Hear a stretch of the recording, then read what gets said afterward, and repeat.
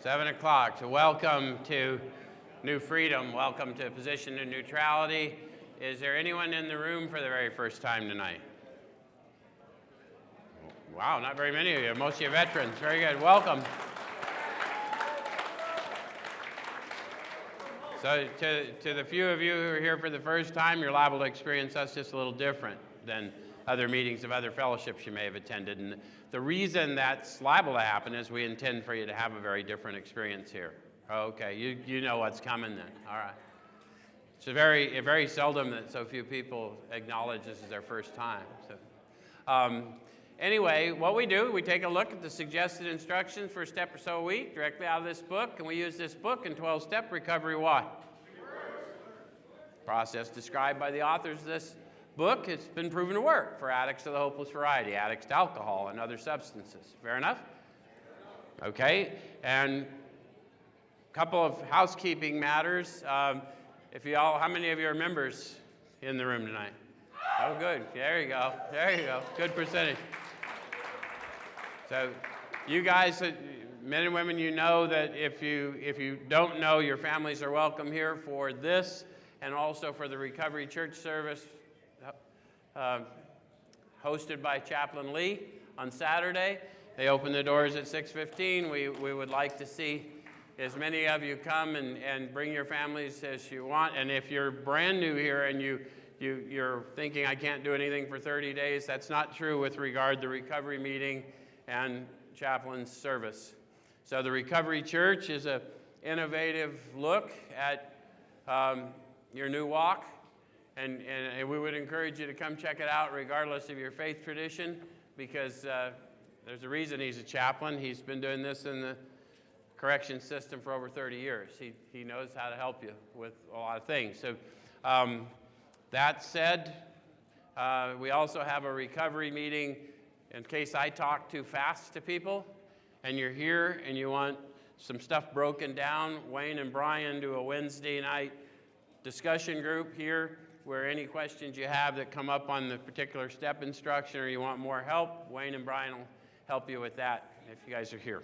And if you guys want to come volunteer to be sponsors and things like that here, you'll still have to come through and go through Wayne and Brian's thing. So it's kind of a place for everyone to meet.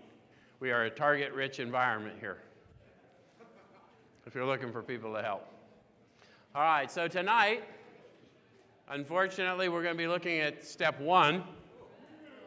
And I say unfortunately because I've done this, I don't know, dozens of times, maybe hundreds of times over the years, either collectively or individually, and I've never gotten through a first step experience without experiencing some highs and some lows, right?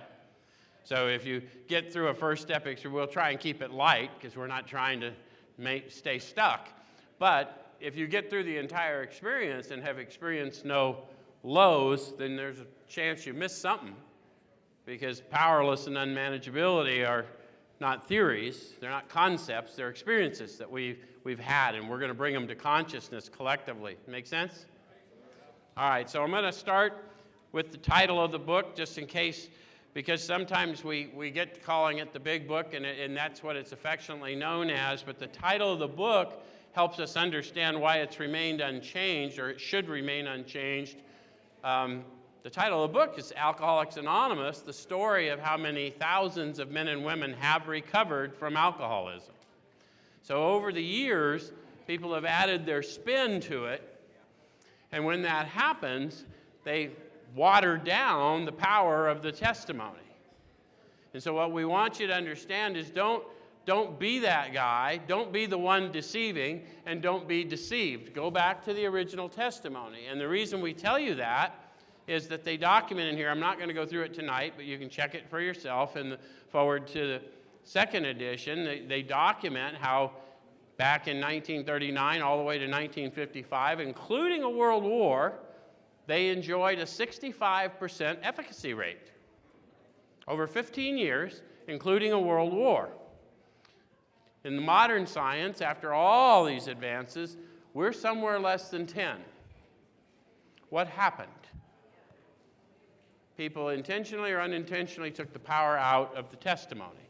So it's their testimony, this is their story, that's why it's titled the story of how many thousands of men and women have recovered. And then we're going to start looking at who tells that story. Does it make sense? So we're going to be forward to the first edition, which is Roman numeral XIII. Yes? Everyone with me that wants to be? And it says, we of Alcoholics Anonymous are more than 100 men and women who have recovered from a seemingly hopeless state of mind and body. To show other alcoholics precisely how we have recovered is the main purpose of this book. So why do we call that to your attention? First of all, who's the we? How many of you have been in fellowship meetings where they tell us we're we? We're a we program. We may well be a we program, but that's not who tells this story. We're not the we who told this story because all of them are dead. So what we want you to understand is not because we're legalists, but because there is power in testimony. Does it make sense? We don't have a right to alter testimony because they've laid out precisely how they recovered, not precisely how Billy Bob Joe in the back of the row recovered, precisely how they recovered, and they agreed on every word. Does it make sense? So we want everyone to look at their testimony, try and align our experience with theirs and see if, and you can't do that if someone doesn't tell you the truth about what the testimony is, yes? Okay. So, and then it does say something interesting. To show other alcoholics precisely how we've recovered is the main purpose of this book. Why did they say show instead of tell?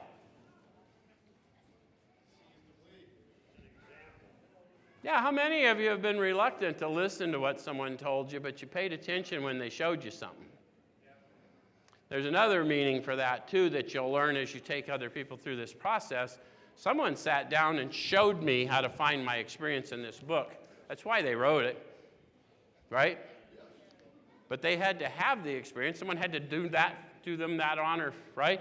Not adulterate it, not tell them to change I's to we's and all the crazy shit we've heard people do. Just show you how to find the experience in the book. Does it make sense? Okay.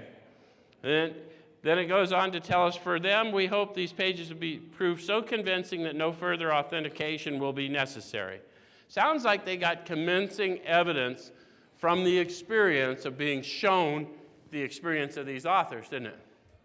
So sometime tonight, I'm going to try and show you something profound that maybe you haven't seen before, and if I succeed, you're going to feel it. And the interesting thing is, I'm going to know you felt it, and I'm going to call it to your attention, because we would teach you to talk to you about the power we call God without giving you a demonstration of the power. And one of the ways we can demonstrate that to you is that power of revelation within you, of which I am aware, and now we've shown the oneness, haven't we? Make sense? Okay. All right. So I'm going to jump from there over to the doctor's opinion, because I don't want to get into the forwards tonight. You can do that on your own. And I want to go to the doctor's opinion. I'm going to jump all the way over to XXVI, and I'm going to go after Silkworth's letter, his first letter, and I'm going to talk to you about the alcoholics, the author's opinion of the doctor's opinion, and then it's going to lead us into an expanded opinion that they asked the doctor for. Fair enough? So these are alcoholics talking to us, and we don't know if any of you are alcoholics, but I will assure I am. I've been redeemed from this hopeless state of mind and body of alcoholism, but I am very definitely one of these people who has been redeemed, and I'm going to see if I can help you find this experience through these authors' eyes. Does it make sense? So it says, the physician who at our request gave us this letter has been kind enough to enlarge upon his views in another statement which follows. So they're leading us back into more text from Dr. Bob. I mean, Silkworth. And you'll have to bear with me because this thing going on. In his statement, he confirms what we who have suffered alcoholic torture must believe, that the body of the alcoholic is quite as abnormal as his mind. So the author's opinion was that we must believe that my body is every bit as abnormal as my mind. How many of you don't have that much trouble believing your mind's abnormal? But how many of you have a harder time believing that your body was abnormal, that you were predisposed? A lot of people have trouble with this idea that this is an illness, right? Oh, that's just an excuse, right? Okay, so what these guys had to be convinced of is they needed to know from evidence of their own experience that indeed my body is predisposed to overindulge. It's not, even though I thought it, a conscious thought, it was not. Fair enough? So, sorry about that. I don't know what I got going on, but it's not going to be fun.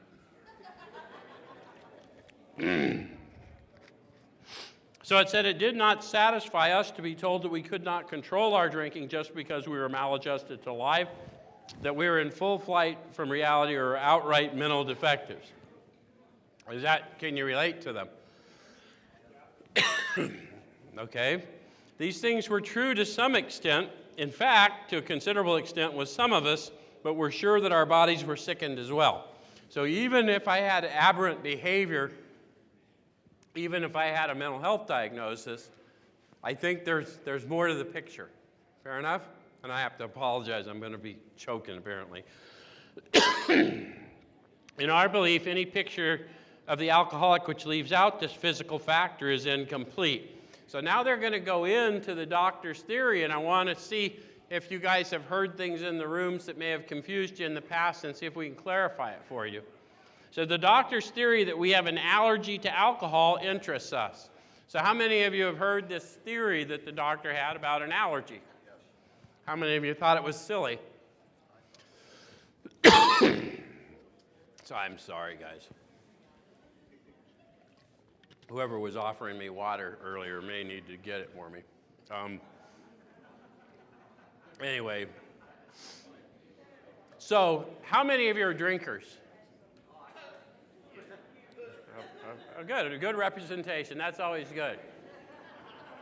When you drank, did you find that alcohol energized you?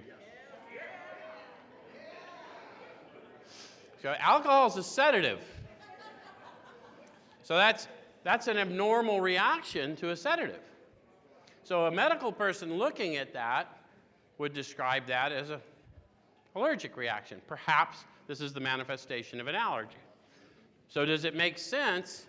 Did you ever have friends watch you drink and go, dude, we not out and like you go for a drive? Anyone? Okay. So it really was abnormal, was it? Where's my heroin addicts, my fentanyl addicts? You guys got pretty active after you got it in you, didn't you? Out there vacuuming the lawn and shit.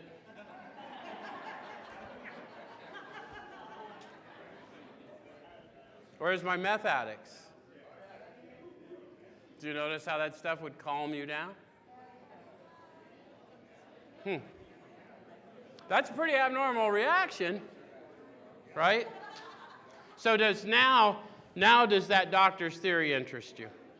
May not buy the whole pony, but I'm willing to listen to this theory now because I have had this abnormal reaction. It's different than other people's reaction. Is that true? I'm not trying to convince anyone. I'm trying to make sure you understand what the authors are trying to tell us. Okay. But it says, but as ex-problem drinkers, we can say this explanation makes good sense. Is it possible that my inability to control it, no matter what the need or desire to limit my drinking, my inability, was driven by something other than mental? I had many, many times that I mentally wanted to control it. I simply could not. I had reasons to mentally control it. I simply could not. Anyone have that experience? Okay. All right. So it explains many things for which we could not otherwise account. Though we work out our solution on a spiritual as well as altruistic plane, we favor hospitalization for the alcoholic who is very jittery or befogged. Why would they tell us that? Because I'm going to have to detox some, right? I'm going to have to detox some because the physical reaction will still be in play. Yeah? Come on, where's my heroin addicts? Us opiate addicts know that for sure. You better lock my ass up during that dry period, huh? Okay. All right, so More often than not, it's imperative that a man be cleared before he's approached. He thus has a better chance of understanding and accepting what we have to offer. So what do we have to offer? Yeah, initially, to Sean's point, it's sobriety, and it's not sobriety and misery, it's sobriety, it's freedom from me. But I don't even know I'm looking for freedom from me other than I'm trying to kill me on a daily basis, and I'd like to lose that guy. Okay. I'm going to jump into the doctor's opinion, but I'm going to go to the bottom of that page, XXVII. It says, of course, an alcoholic ought to be freed from his physical craving for liquor. So what are they telling us about in their model? What that manifestation of that allergy is this outward appearance of a craving beyond my mental control. I used to brag about how much I drank until I had to start lying about how much I drank. Anyone? Some of you know what I'm talking about. Okay. And this often requires a definite hospital procedure before psychological measures can be of maximum benefit. So I'm not saying you can't, because Bill, we're going to find out later tonight, was approached drunk and drinking, and he still had the effect. It just took a little while. So you're never going to be able to move into a conscious relationship with anything, particularly our power within you, without moving into it consciously. So we got a logical approach. We've laid out a case why it's more logical to believe than not to believe. And first I'm going to have some desperation. So I'm going to have to find out that this experience I'm having, indeed I was destined to have. And now I'm going to have to make a decision at the crossroads. Is this a calling or a curse? Does that make sense? Okay. All right, so we believe, and so suggested a few years ago, that the action of alcohol on these chronic alcoholics is a manifestation of an allergy. So he's expanding. So a manifestation of this abnormal reaction is this appearance that I'm drinking beyond my mental control. And you guys that were drinkers, you know what I'm talking about. You're sitting there and you know everyone's watching and you cannot stop taking their glass because yours is too empty. Or the bottle's gone and now you're not even drinking your brand. You may not even be drinking from what other people consider drinkable. Well, or worse, you know, the shit with the cigarette butt still in it, but... Okay, the phenomenon of craving is limited to this class and never occurs in the average temperate drinker. So, have you ever put whatever into your body and found you did more than you intended? Okay, so that never happens with the average temperate drinker. So what we can do now is cross average temperate off our list. We have not yet determined this is alcoholism, but we know we are not average or temperate. Where's my people that say, I never tried to control it? There you go. I'm with you. What brought you here? Was there a time when it would have been handier to use just a little than you did? Did you overshoot the mark? Did you know when you were going to overshoot the mark? So did you really have control? This is just looking at what's going on when our mind tries to lie. It didn't happen to me every time. Okay. Fair enough. Didn't happen to me every time either, but did I enjoy it? Fuck no. If there was any control, there was no enjoy. Okay, all right. So these allergic types can never safely use alcohol in any form at all, and once having formed the habit and found they cannot break it. Has that happened to you? Formed a habit you found you cannot break. Anybody? Okay. And once having lost their self-confidence. Has that happened? Their reliance upon things human. And that's interesting because that's not only the human will, but that's the love of others. How many of you even had you put yourself away, got sent to multiple detoxes, and sort of suspected this is never going to work? Okay. Their problems pile up on them, become astonishingly difficult to solve. Does that describe in a rough way some of our journey here? Problems piling up, astonishingly difficult to solve. Okay. Then it talks a little bit about our mental states. Frothy emotional appeal seldom suffices. How many of you had people to beg you to stop? if you loved me, you'd quit. Any of you ever heard that? Did you love them? Did you hope they wouldn't be too easily disappointed? Yeah, even when I'm making the promise, even with tears running down my cheeks, I'm making the promise and I know it's a lie. Or I'm doubting it, right? I'm doubting this is possible, okay? The message which can hold interest and hold these alcoholic people must have depth and weight. Depth and weight isn't just fancy words, guys. Depth and weight means that regardless of my ability to comprehend, it has to grab me in the way only truth can grab me. I have no idea what that man said, but I know the way it impacted me. I have to know more. Does that make sense? Because that has nothing to do with the man and everything to do with the power. Okay, so in nearly all cases, their ideals must be grounded in a power greater than themselves if they are to recreate their lives. So that's the news that they're bringing to us. That's the news the doctor's bringing to us. And when I was talking to Brian before we started, I said that, I think tonight, because we haven't done it in a while, we're going to just launch right into Bill's story. Because sometimes when I do this, after all these years that we've been doing it, a lot of people have gone through clinical models, they've been to treatments, but we respond better to stories, which is why we got whole fellowships based on people telling stories, and I relate to that. And so I like to go down to Bill, who's the author of most of this, and let's see his story, and then let's find the commonality, and because, Bill authored this and co-founded a fellowship that we all somewhat participate in, right? Okay?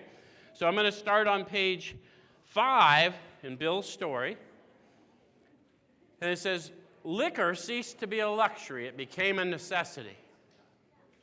So how many of you sort of recall when you're using or drinking, whatever your behavioral thing was no longer something that you wanted to do, it was something you had to do. Like it was like work. Okay? So he describes it for him, bathtub gin, 2 bottles a day, and often 3 got to be routine. So it meant he wasn't drinking very good gin. Any of you relate? Where's my drinkers? When you can buy that for a handle for $6, you're close to what Bill was drinking. So sometimes a small deal would net a few $100s, and I'd pay my bills at the bars and delicatessens. How many of you had to go run a hustle for a day or so, or even a few hours to pay off some people so that you could get a little loaner? Go bump, something? Then he said, did it go on for a while for you? Like just didn't want to end? Bill said it went on endlessly, and I began to waken very early in the morning, shaking violently. Any of you relate to waking up early, shaking violently? Did you suspect something wasn't going good? How many of you didn't want to cop to it? What was the solution to waking up shaking violently? Stay ahead of the curve. Yeah? Okay. A tumbler full of gin followed by a half dozen bottles of beer would be required if I were to eat any breakfast. I like the wording he uses because he was thoughtful about the wording. How many of you realized that whatever you had to do to self-medicate to get ready to go do whatever you were going to go do was a requirement? This is not optional. Okay. All right. So he said that nevertheless, I still thought I could control the situation. And there were periods of sobriety which renewed my wife's hope. So think about what he's saying.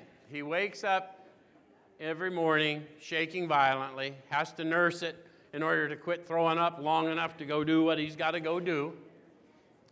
But I got this shit. Any of you remember the mindset? Or am I the only one that lived that way? Okay? And how many of you had somebody watching you go through that, and you'd have like a lucid moment, and they're like, oh, they're going to make it this time. But they'll say something like, "You got this." And you're thinking, "I hope so." This isn't good. Okay. So then he says, gradually things got worse. The house was taken over by the mortgage holder. My mother-in-law died. My wife and father-in-law became ill.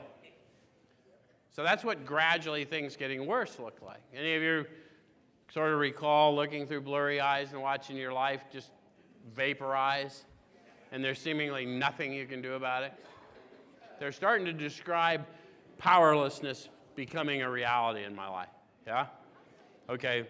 Then I got a promising business opportunity. How many of you got, right in the middle of the heat of your addiction, got a new opportunity? Any of that ever happened to anyone? It says stocks were at a low point of 1932, and I had somehow formed a group to buy. I was to share generously in the profits, and then I went on a prodigious bender, and that chance vanished. How many of you got an opportunity, went out to celebrate said opportunity, missed the fucking opportunity? Any of you ever do that? Come on, that can be tragic. It can be, right? I know people that were supposed to go to custody hearings and went and got drunk and didn't show up for the hearing. Go with them, okay? All right, so it says, I woke up. This had to be stopped. How many of you had such wake-ups? I saw I could not take so much as one drink. I was through forever. How many of you got to that? Not even one. If I don't drink, I can't get drunk. I figured it out. You ever heard that bullshit? Usually from the guy getting a 24-hour medallion in a week. Before then, I had written lots of sweet promises, but my wife happily observed that this time I meant business, and so I did. So how many of you really meant it? Not safe to have even one, done forever, really meant it. Somewhere out there you thought, perhaps I overreacted. Anyone relate to what I'm saying? Shortly afterward, I came home drunk. There had been no fight. How many of you remember that time in your addiction where you just seemingly all of a sudden, you knew it wasn't safe, not even one, now I'm high or drunk or whatever, and I really hadn't even given it any conscious thought. Any of you relate to that? So he said, where had been my high resolve? So when they do something like that, in order to find their experience, when you can take yourself to that place, ask yourself, why? Why did that happen? What happened to my certain knowledge that it wasn't safe? One of the things that happens to us is we get here and we say we believe in mental illness, but we don't demonstrate that we believe in mental illness. Addictive disorder is an illness. And you're not going to be able to will it away because it's an illness.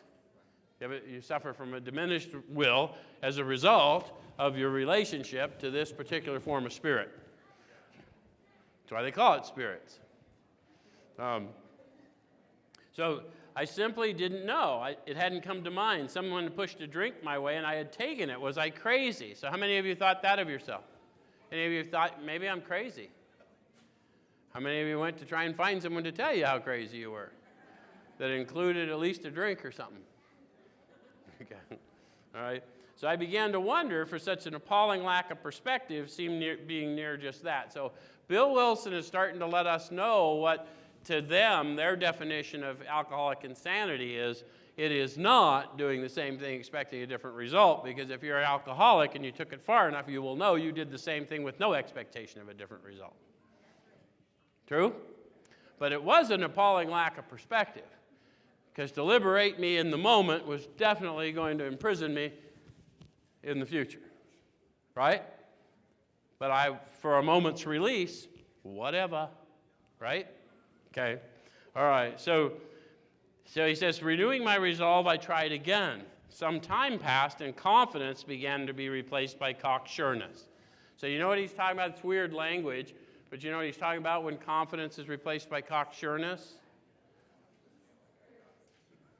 Yeah, I confuse the experience of grace with the illusion of control. And I all of a sudden think I'm doing it, and then the attack comes and I'm gone again. I never had anything to do with the stop, and I never have any, that's just the way it was. She says, I could laugh at the gin mills. Now I had what it takes. One day I walked into a cafe to telephone. In no time, I was beating on the bar asking myself how it had happened. So how many of you got there? You'd already had a drink or two in, and now you're going, how am I going to explain this? Damn it. What did you decide after that happened? Well, don't waste it. Might as well get twisted, right? Okay. So that's what he said. As the whiskey rose to my head, I told myself I'd manage better next time, but I might as well get good and drunk then, and I did. Look at how he's perfecting the delusion in his mind. He thinks he has any choice after he takes that drink, whether he takes the next drink. What does your experience show? After you hit that pipe, just put that sumbitch down, stop abruptly. Everyone laughs, right? But he's told himself that he has an option at that point. It's completely ludicrous when we look at the experiences we've had, right? That ain't happening. But now we're in that self-condemning spiral that us addicts go into. I decided. Okay. Jump off the roof. Halfway down, tell me you decided to hit the ground. Tell me how it affected the outcome. Does it make sense? Okay. So he's trying to show to you the insanity so you can see it from outside so you can understand your own ideas and how your self-condemning ideas keep you in the loop. Okay?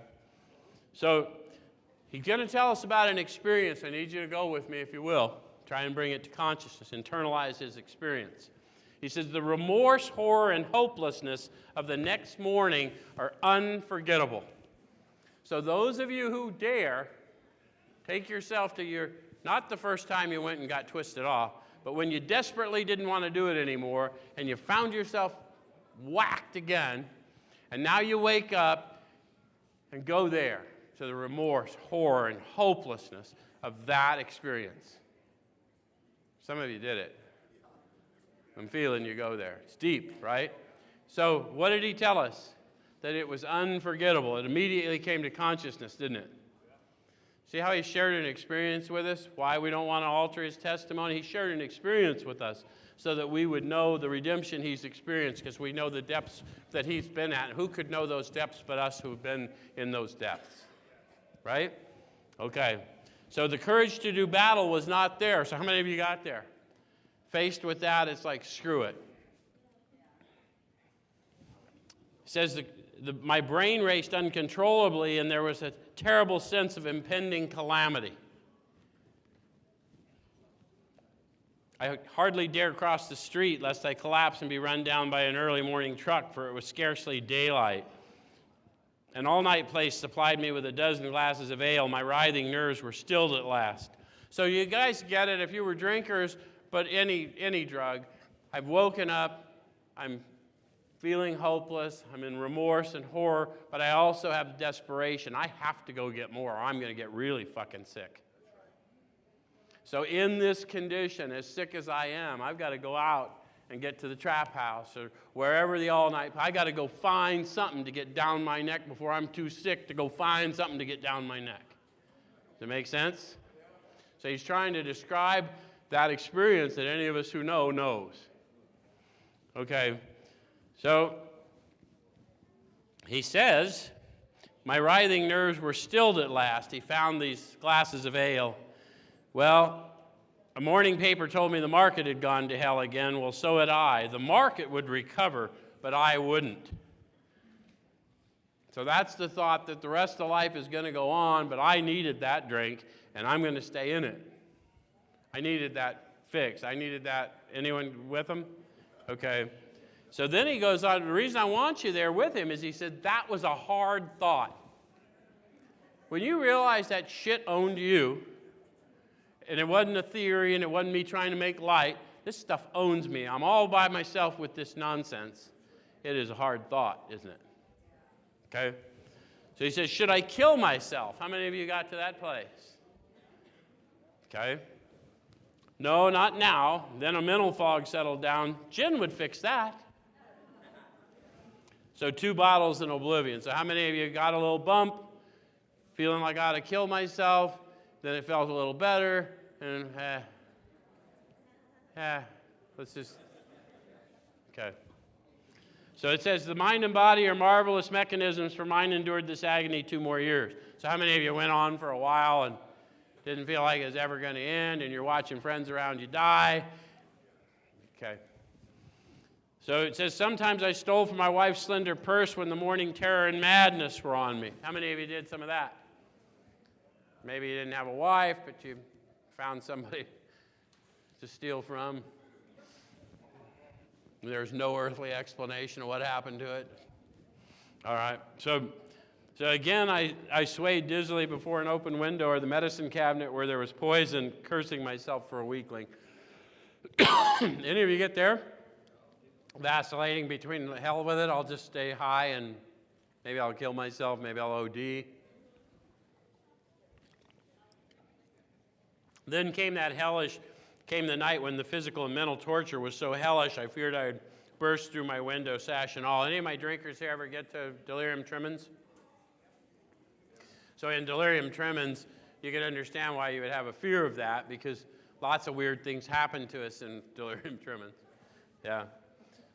And so you guys that don't know delirium tremens, any of you that have been in meth psychosis, you know the same experience, right? It's just like there's nothing real to anyone but you, and it's all not good. Somehow I managed to drag my mattress to the lower floor lest I suddenly leap. The doctor came with a heavy sedative. The next day found me drinking both gin and sedatives. How many of you found out the doctors were a reasonably good supply, and that really my alcoholism was just a Valium deficiency after all? Anyway, how many of you went and got pain meds and found out that opiates are a great substitute for alcohol? How many of you found out that when you had to rewind it, that alcohol was a shitty substitute for opiates? Because some of us get out there on that island that very way. Others steal it out of the medicine cabinet, and it's a matter of economics, right?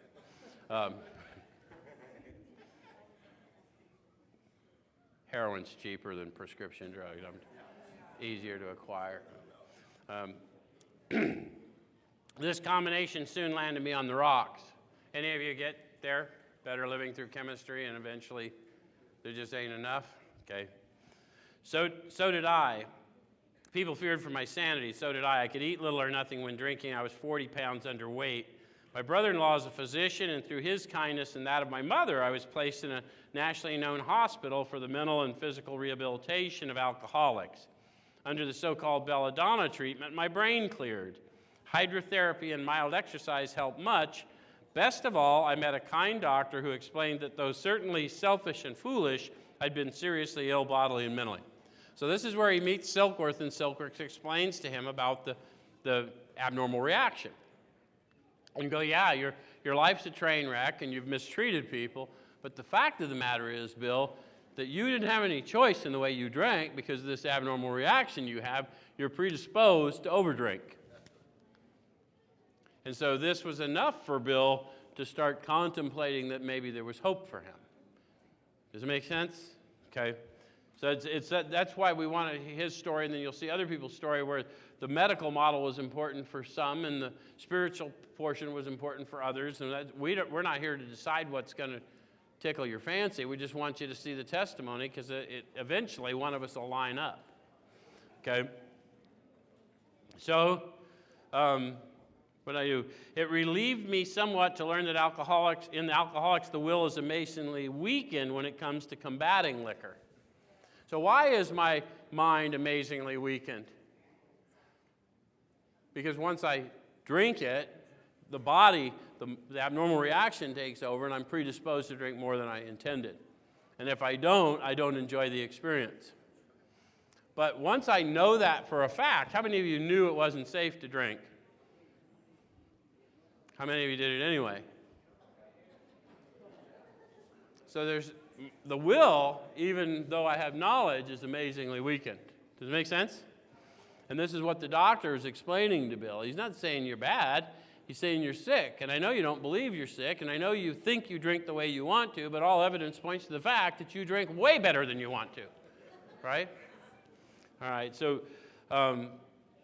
it says, my incredible behavior in the face of desperate desire to stop was explained. So that resonated with Bill.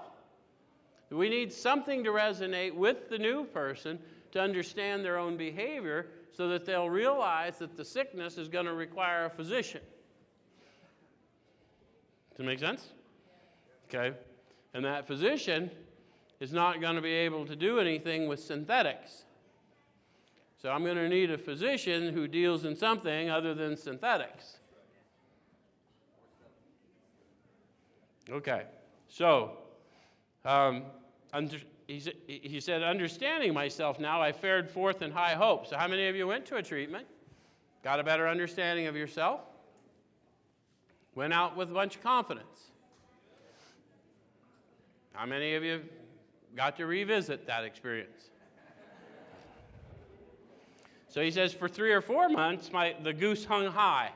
Those are weird words, but what do they mean? Like Sean's point, it's got this, right?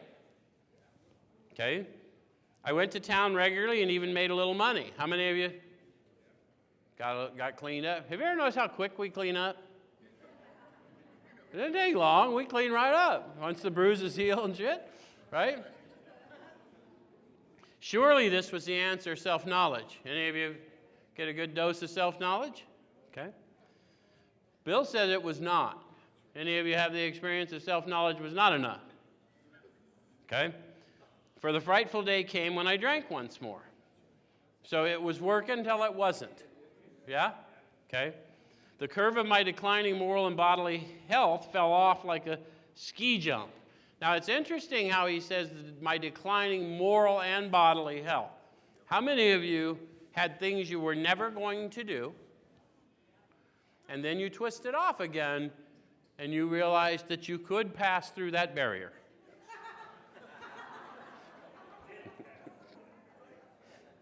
Sometimes at a rapid rate of speed. Like a ski jump.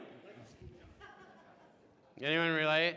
I know we chuckle about it, but some people are just traumatized by who they become. And so we have to be sensitive to that, because we will elevate them in the spirit and we'll get them refilled with joy and peace, and it'll be all right. But in the beginning, we got to talk to them real, because all of us know that experience of really crashing through the barriers of who I want to be as a human. Yeah? Okay. So it says, after a time, I returned to the hospital. So this is his second treatment. How many of you had more than one go at this recovery thing? So the author of this book and the father of modern recovery has had at least 2 trips to the detox so far. So you can be excused if it took you a minute. Sometimes we feel shamed when we've had that experience, but I'm here to tell you, I had so many 24-hour chips that Sean was able to keep the homeless shelter recipients for weeks. And have you ever been to a meeting at the homeless shelter? Everybody gets up for a chip. I'm serious, because they got nothing. So if you're giving me something, I'm taking it. Hi, Brian. I'll sell it to somebody.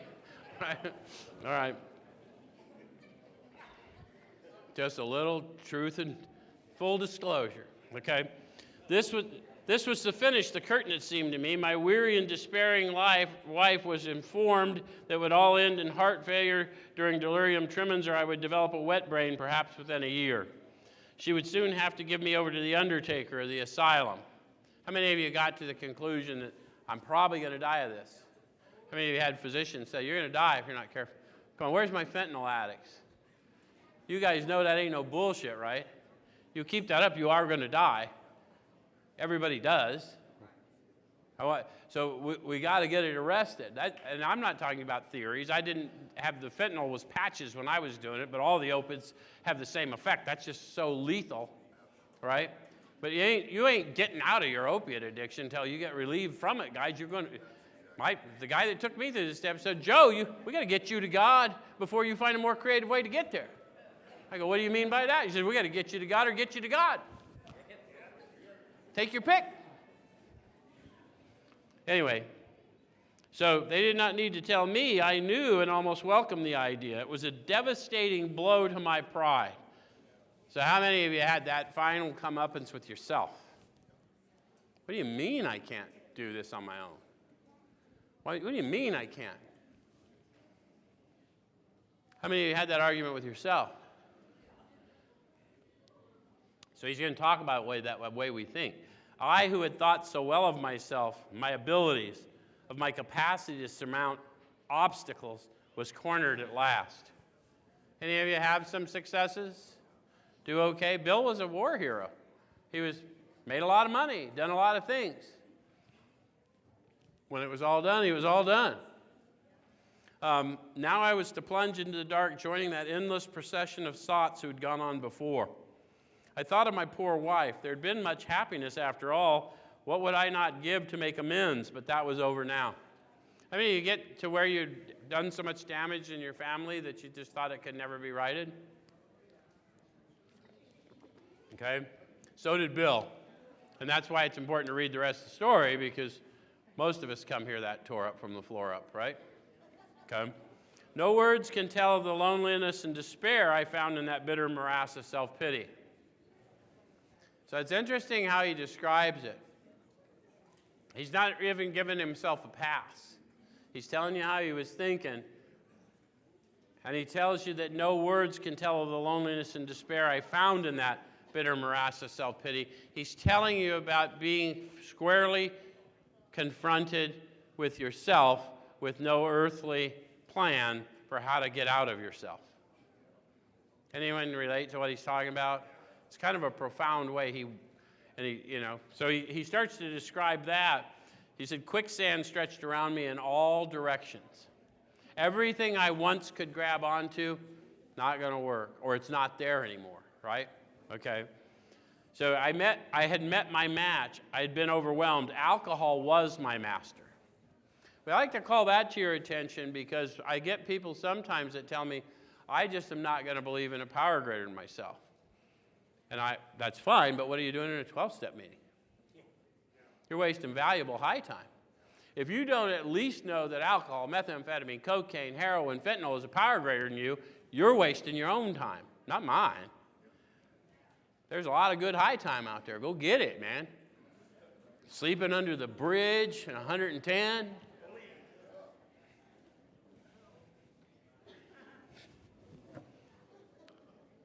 So Bill first had to admit that alcohol owned him in order to be able to receive the idea that perhaps something greater than me could take me in another direction.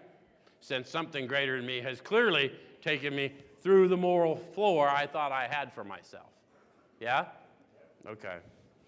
So it says, no words can tell of the loneliness and despair I found in that bitter morass of self-pity. Then I'm going to go, trembling, I stepped from the hospital, a broken man. Fear sobered me for a bit. So how many of you have been sobered by fear? How many of you stayed sober with fear but then grew spiritually? Because that's the interesting thing, that some people, if they start growing spiritually, they'll outgrow the fear. So we're not condemning being sobered by fear, because one of the manifestations of fear is desperation. One of the things that happens when you're desperate enough is you climb right to the top of the line no matter who you got to step over. Right? Okay. So he said, fear sobered me for a bit, and then came the insidious insanity of that first drink, and on Armistice Day 1934, I was off again. Now he's talking about his third trip, yeah? Or his third run post-treatment. Everyone became resigned to the certainty that I'd have to be shut up somewhere or would stumble along to a miserable end. How dark it is before the dawn. In reality, that was to be the beginning of my last debauch. So how many of you can sort of think back to what was your last run and get with him to realize that you had no earthly way of knowing that was your last one, given how many had preceded? So he's talking about this looking back, okay? He said, I was soon to be catapulted into what I like to call the fourth dimension of existence. So at that time, there was, 3 dimensions, and then there was a fourth dimension, which is really basically relational time and space, right? Yeah? Okay. So he's catapulted beyond time and space. How many of you have experienced that in your recovery? Right? Because that's what everyone will tell you, right? The secret to living life on life's terms is to be present. If you're beyond time and space, then you're here and now. Does that make sense? So it sounds like it's a program that might work for people, where just not drinking won't. Any of you tried just not using no matter what? Okay. So he says that in this way of life that's incredibly more wonderful as time passes. So he's leading us into a new manner of living beyond time and space, living present in the here and now, and it is increasingly more wonderful. The same guy that was able to stay sober and free 10, 15 years ago, I wouldn't be able to stay there. I've had to progress, right? Because you can't coast uphill. Does it make sense? Same way I couldn't stay at the same level of consumption. Okay?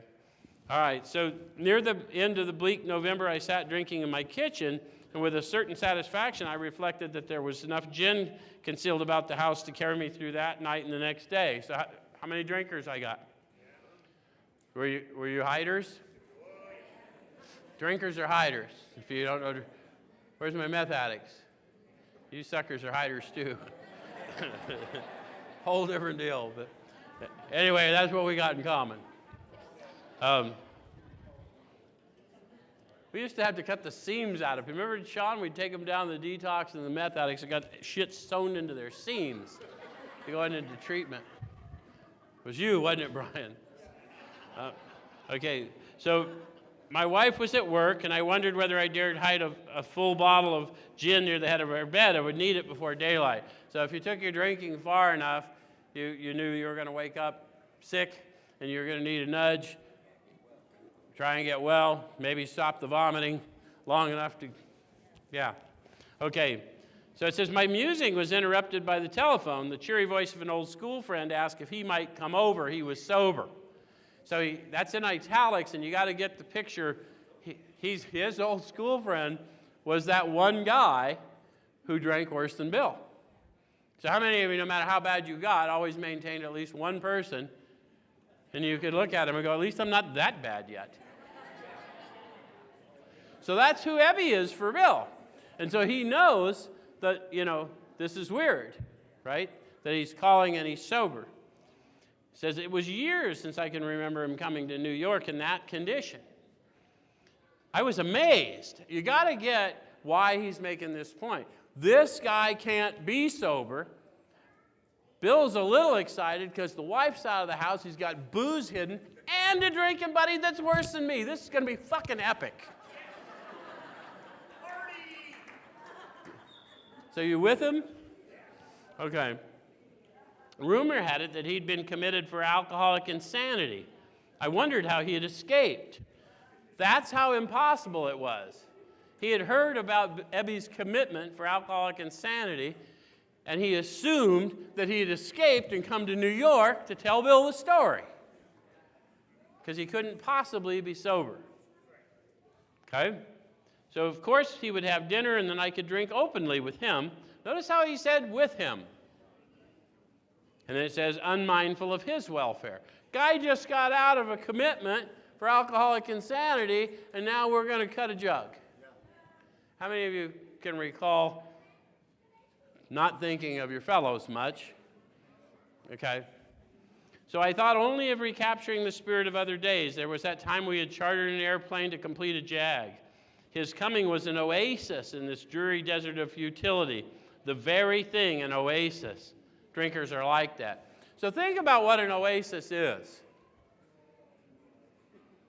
Isn't an oasis a strange section of water in the middle of certain death in the sand? Shade. What is it normally? It's normally a mirage. So look at Bill talking to you about his mindset. Everything looks just ducky, right? An appalling lack of perspective. Okay, the words he uses are just really cool. Okay, so the door opened and he stood there fresh-skinned and glowing. Now let's admit it, regardless of what you think about language or tone, to describe your drinking buddy as fresh-skinned and glowing is a little bizarre. Don't you think? That's just not how we would describe our drinking buddy, is it? So then he says there was something about his eyes. He was inexplicably different. What had happened? So he's instantly inward. What's going on? What he doesn't know there that he'll later disclose is when he opened the door, he was confronted not with Ebby, but with the Holy Spirit in Ebby, and it instantly impacted him, even though he was drunk and drinking. Does that make sense? Because he doesn't know what it is, but he knows that it is. Does it make sense? Okay. So then he says, I pushed a drink across the table. He refused it. So have you ever done that? I'm going to run out of time, aren't I? I wondered what had got into the fellow. He wasn't himself. Come, what's all this about? He looked straight at me, simply but smiling. He said, I've got religion. How many of you can relate to somebody drunk and drinking, and somebody walks in and says, I've got religion, and you're thinking this is going to be a long night? So he says, I was aghast. So that was it. Last summer, an alcoholic crackpot. Now I suspected a little cracked about religion. He had that starry-eyed look. Yes, the old boy was on fire, all right, but bless his heart, let him rant. Besides, my gin would last longer than his preaching. So now they're going to tell you about the approach, because I'm going to wrap up, because I just wanted you to see how Ebby delivered the experience to Bill that has restored millions. He did no ranting. In a matter-of-fact way, he told how two men had appeared in court persuading the judge to suspend his commitment. They had told of a simple religious idea and a practical program of action. That was 2 months ago, and the result was self-evident. It worked. So I'm going to end it with you there. The solution he did, he showed Bill precisely how he recovered by simply showing up and bearing witness to the redemption he had experienced. Does that make sense?